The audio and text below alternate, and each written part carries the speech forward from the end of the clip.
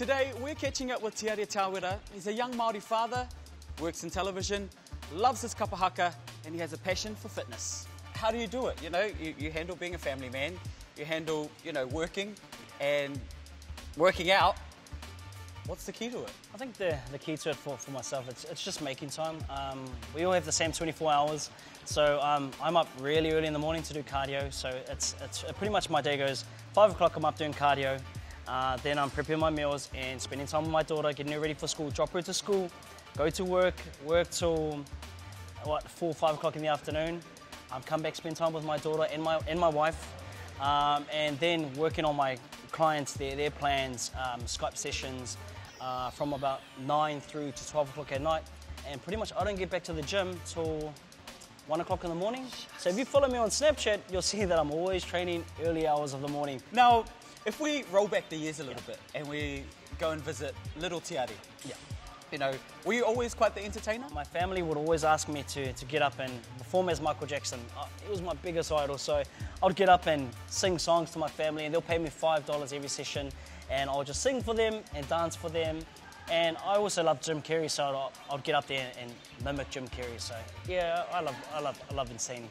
Is that how the whole Kapa Haka thing came into play as well? Yeah, Kapa Haka for my family, it's been a part of our family for years. So the minute we grow up,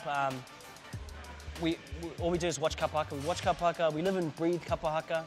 So yeah, it's more of every one of my family have done it, so I've just followed in their footsteps. Do you take pride in knowing that you are quite grounded in your culture? Yes, very much so. My culture has helped me in many different ways, in terms of work, in terms of also giving that knowledge back to my daughter and sharing it with many others. So yeah, it does keep me grounded, and I'm very, very humbled to grow up with Māori as my first language as well. So growing up, is there a time where you can think of that, you were like, you know what, this is a key moment in your life that helped shape and mold you as a person? Yeah, I think one of the key moments was growing up just with my mum.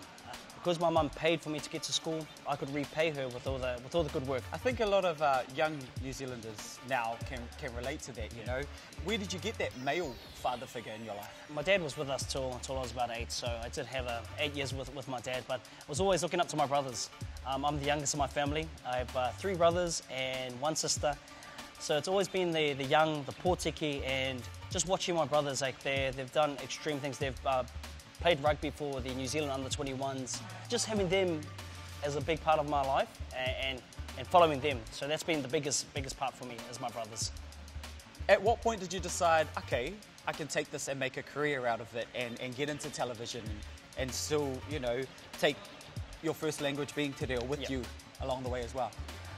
Well, it all started back in 2005. I was fortunate enough to win the Manu Kōrero competition. Oh wow, that's huge. Yeah, the Māori competition in Auckland. So I won the regionals and came second in the nationals.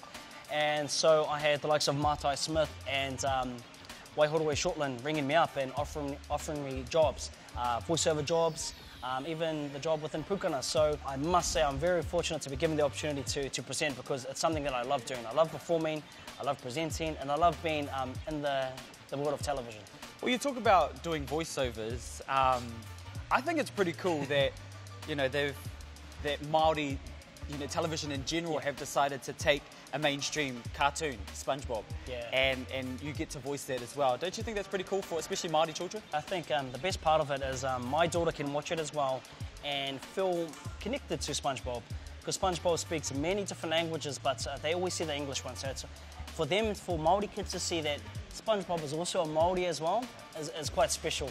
And being able to connect to that and relate to that, I think it's just taking our language to a new level, because there's so many different language, sentences that we use in the cartoon. It's also teaching our kids a fun way of speaking and a funny way of speaking. So it's cool, yeah. So we've touched on the TV part, we've touched a little bit on your Kapa Haka. Now let's take a look at the fitness side of things, Were you always a fitness freak? No, to be quite honest, not really. Well, I did play a lot of rugby. I was very sporty, but I never really got into lifting weights. So I was a representative from North Harbour and rugby, touch, whenever I represented New Zealand in touch. Basketball, so it was really sporty, but when I finished school and went into Pukana, I started putting on weight quite a bit, so I put on like 20 kgs. So, and the birth of my daughter, I wanted to be a positive role model for her. So she was my biggest motivation to, first and foremost, lose the weight. And then from then on, I just got addicted to lifting weights, being able to change my body. And it didn't take overnight, it took a good 6 years, but simply something that I love doing and enjoy. Well, you say it, didn't happen overnight, so we know it's not easy. Yeah. Wow. I would think it's not easy. I mean, look at me. But, You're right. Obstacles in your life. What are some of those key obstacles in your life that you feel like, you feel quite proud that you've overcome them? Yeah, when I was 12, 13, so I couldn't speak English. I could only speak Maori, and I went to intermediate and I had so many kids laughing at me. From then on, I knew I had to push harder than ever. First and foremost, learn how to speak English. And when I was third form, I actually got first in English. You can do whatever you want as long as you put your mind to it and you work hard. Hard work always pays off. So we're in the gym. I wanted to ask you, what kind of gym guy are you? Are you the poser? Are you the grunter? Are you the one that, likes to stare around at everybody? Maybe you're the guy that missed leg day, or all of the above. Which one are you? I'm never the guy that skips leg day. The leg day, I like to train legs twice a week. Yeah. I'm a big believer, if you're not training legs, you're not training at all. So that's my favorite thing. I love training legs, but I am the grunter. I'm all about hard work, dedication. But there's sometimes you have to grunt a little just to get, especially myself, I like to lift heavy weight. And I'm going to be honest, I'm quite the poser.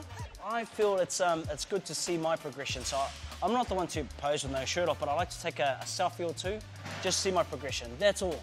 That's the only reason why I pose. So if you want to see them, Snapchat. What's the Snapchat name? Snapchat Tiare Tawera, or you can follow me on Instagram. They're all on Instagram. There you go. What about your website that you're working on, and that's how you keep in touch with all your clients? Yes, so you can check me out on my website. I'm all about motivating, inspiring, and helping others achieve their goals. And so you can check me out on www.tawerafitness.com. This is a part in the interview where we'd like to get some wise words from you. Speaking from your own experience, we have a lot of young ones out there that have no idea what they want to do, no idea kind of what career they want to pursue. What's some advice you'd have for them? There's a big misconception in life that we're just going to do a 9-to-5 job. But whether it be, making the new car, making the new iPhone, you can do whatever it takes. For me, it's all about dreaming big. Dream big, believe in yourself, and go out there and conquer your dreams. And that's always been the biggest thing that I live by. It's about if you believe in it, you can achieve it. What about for those people that want to, maybe lead a healthier lifestyle, like myself? What's three tips that you would have for people like that? I think the biggest tip is always nutrition. Just eat healthier. What I mean in terms of healthier, it's not going out and eating burgers and stuff. There's nothing wrong with bread, it's not having the whole loaf. Secondly, if you can devote 20 minutes, 30 minutes to a walk, whether it be a power walk or a run a day, that's more than enough. Or even 3-4 times a week, that's more than enough. And last but not least, never give up. What tends to happen is people like to start these short diet plans, these quick fixes. Those don't work. It's a lifestyle, it's a journey. If you can just change your life by, devoting a bit of time to this and never giving up, I can guarantee you that you're going to achieve it. And one last thing, looking to the future, what is next for Tiare Tawera? What I want to achieve is by the end of next year, or even 2 years, to have a minimum of 100 testimonials on my page. So if I can change more people's lives, then that's the biggest dream for me. To change people's lives, for them to live a positive, much more positive lifestyle, a healthier lifestyle. Hey, I'm living the best life ever, changing people's lives and motivating people. I feel like it's my cue to go and let this guy work out for the 5th time today. But thank you very much, brother. Thank you. Thank you very much. Blessed. Ngā mihi.